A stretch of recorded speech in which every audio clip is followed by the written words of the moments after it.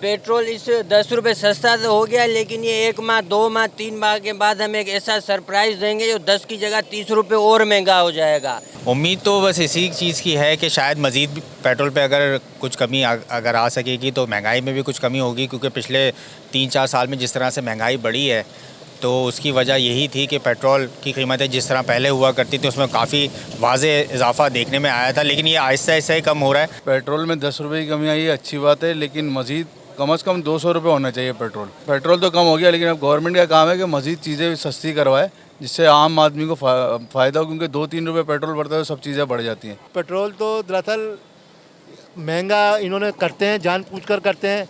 Petrol तो इतना महंगा नहीं होना चाहिए। पीछे से जो है वो कहते हैं हमने सब्सिडी इसके ऊपर गिरा दी है, पैसे कम हो गए, मगर हमारे यहाँ तो महंगाई इतनी है।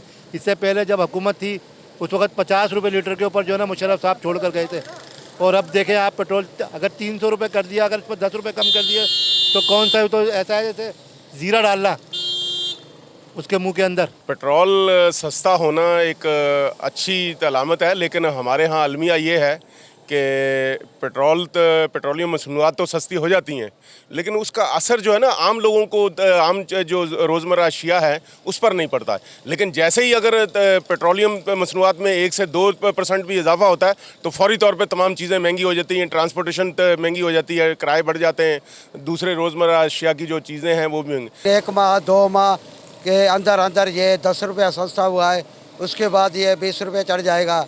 सरासर यही होता आ रहा है। जो हम मेरी 50 साल के लगभग उम्र है, मैं तो यही देख रहा हूँ पाकिस्तान में कोई चीज़ सस्ती होती है तो डबल हो जाती है। पेट्रोल सस्ता है मगर और चीज़ महंगी हो रही है ना दिन ब दिन। गरीब के लिए बस आसानी होनी चाहिए।